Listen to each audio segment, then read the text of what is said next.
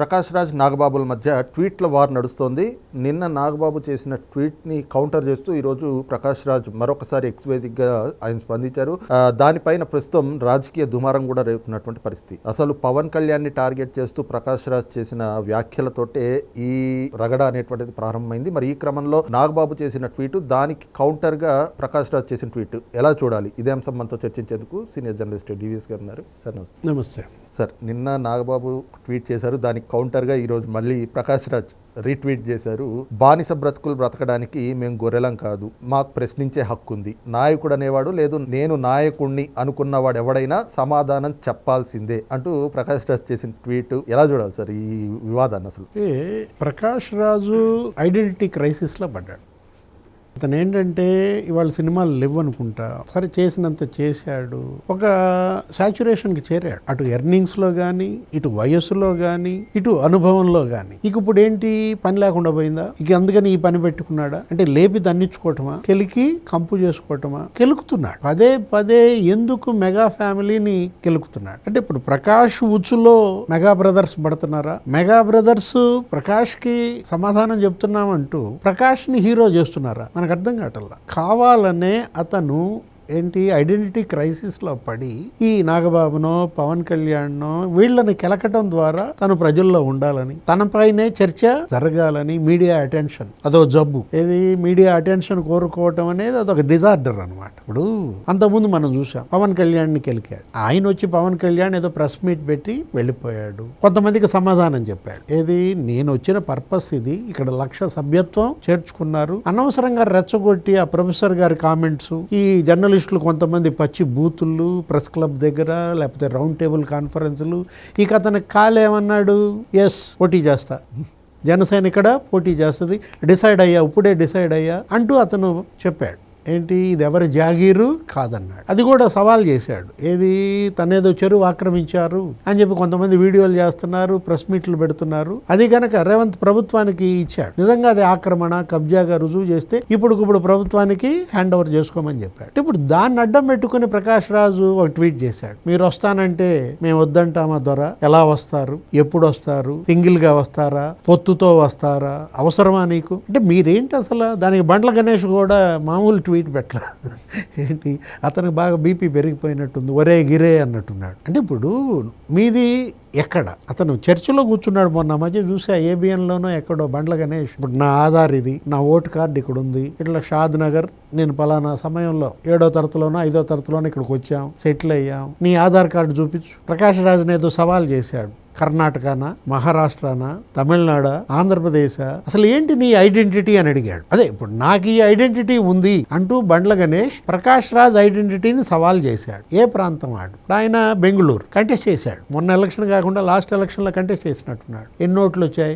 బెంగళూరు సెంట్రల్లో కంటెస్ట్ చేస్తే ఆయన డిపాజిట్లు పోయాయి. ప్రత్యర్థులు అక్కడ ఉన్నటువంటి కాంగ్రెస్, బీజేపీ వాళ్ళకి 5 లక్షలు 6 లక్షల ఓట్లు వస్తే, ఇదే ప్రకాష్ రాజ్ అంటే సినిమా ఇండస్ట్రీలో మరి అతను అంటూ ఒక పిల్లర్గా, అటు క్యారెక్టర్ యాక్టర్గా, విలన్గా ఇన్నేళ్ల అనుభవం ఉన్నటువంటి ప్రకాష్ రాజ్ ప్రజల్లో ఉన్న ఇమేజ్ అంతా డిపాజిట్లు పోయినాయా? అరే 26,000 ఓట్లు తెచ్చుకోలేనాడివి 2% ఓటా? ఇది 2% ట్వీట్లు పెట్టు. ఓట్లేమో నీకు 2% వస్తాయి, కానీ నీ ట్వీట్లు మాత్రం 2000%.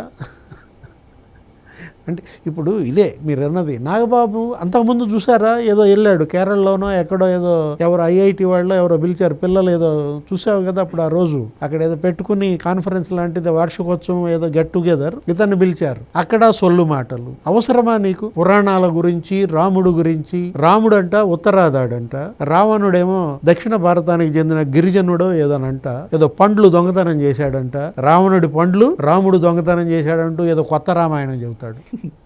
అంటే నీ యొక్క అజ్ఞానం అనాలా, అవివేకం అనాలా, అహంకారం అనాలా, అది బయట వేసుకోవటానికి బాగా ఉపయోగపడుతుంది. ట్విట్టర్ కాదు, దాని పేరు మార్చినట్టున్నారు, ఎక్సా.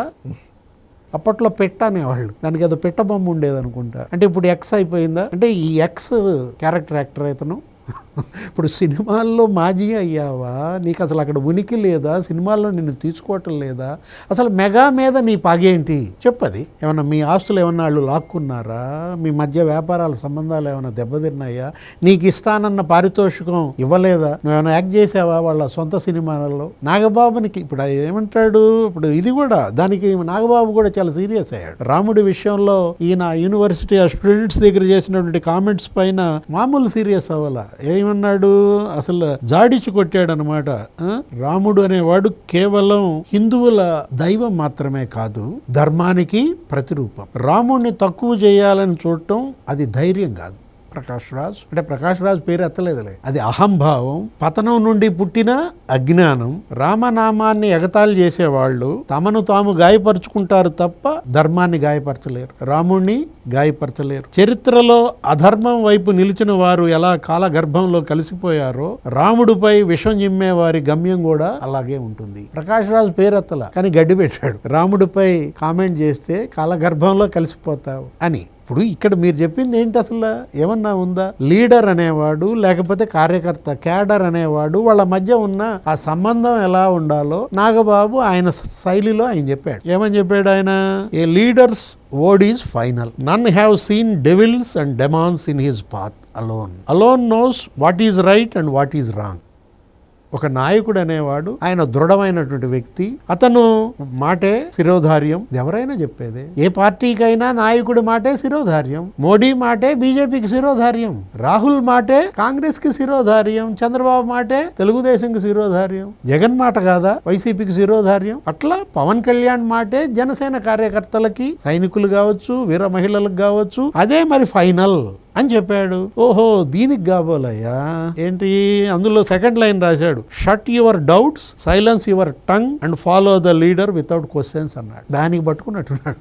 దానికి పట్టుకుని ప్రశ్నించడం మా హక్కు, ఏ నాయకుడైనా, నేనే నాయకుడిని అనుకున్న వాడైనా సమాధానం ఇవ్వాల్సిన బాధ్యత ఉంటుంది. నువ్వు ప్రశ్నించు, ఎవరొద్దన్నారు, నీకు కాదు అతను చెప్పింది.